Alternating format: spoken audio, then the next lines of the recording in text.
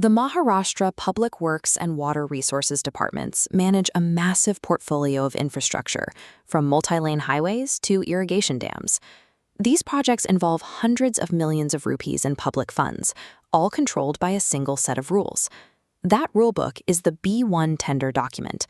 For engineers and contractors, memorizing the specific clause numbers for exams or site management is a notorious hurdle because the legal language is dense and non-sequential. We can navigate these requirements by following the natural life cycle of a construction project, starting the moment a contractor wins a bid and ending with the final payment. The journey begins at Clause 1, the security deposit. Before any equipment moves to the site, the contractor must lock in their initial funds with the department. This financial commitment is the prerequisite for everything that follows. Mapping these clauses to a project's timeline turns dry legal codes into a logical sequence of events. When the rules mirror the actual stages of work, the specific numbers become much easier to recall. Under Clause 2, slow pace triggers compensation for delay. The penalty grows 1% daily, capping at 10% of total contract value. Extreme delays trigger Clause 3, contract rescission.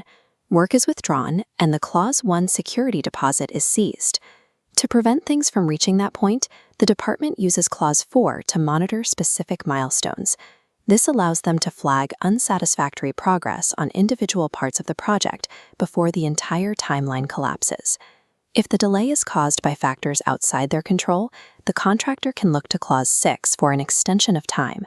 They must provide a specific justification to the department to move the deadline without facing the penalties of Clause 2.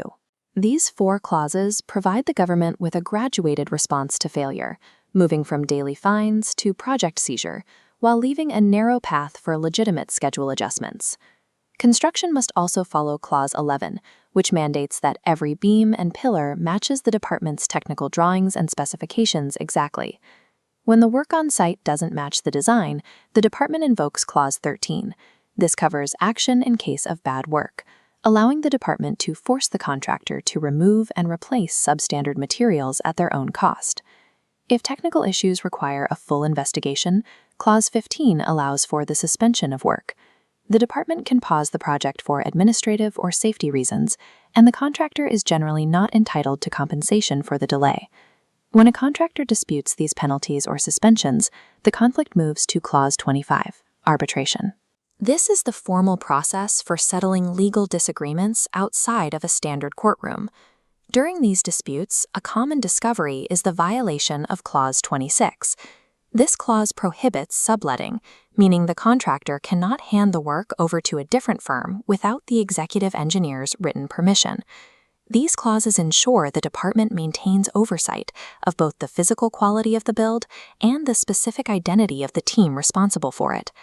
As the project nears completion, the superintending engineer uses Clause 30 to make final rulings on specific technical matters. While Clause 25 covers legal arbitration, the SE's decision under Clause 30 is the final administrative word on site. If the scope changed during construction, Clause 32 provides the mechanism for extra items. This is how the department sets the rates for work that was necessary but wasn't included in the original tender. For items that were in the tender but increased in volume, Clause 38 applies.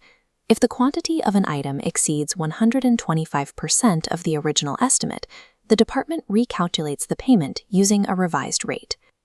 To finalize the bill, we look to Clause 59. This requires that all payments be based on the physical quantities recorded in the measurement book, or MB. The department only pays for what has been measured and verified on site. For quick reference in exams, remember these key markers: Clause 3 for withdrawing the work, Clause 6 for time extensions, and Clause 38 for 125%. The B-1 tender is more than a list of rules. It is a map of the contractor's journey. By following the path from the first deposit to the final entry in the measurement book, the legal framework of the PWD becomes a logical, predictable process.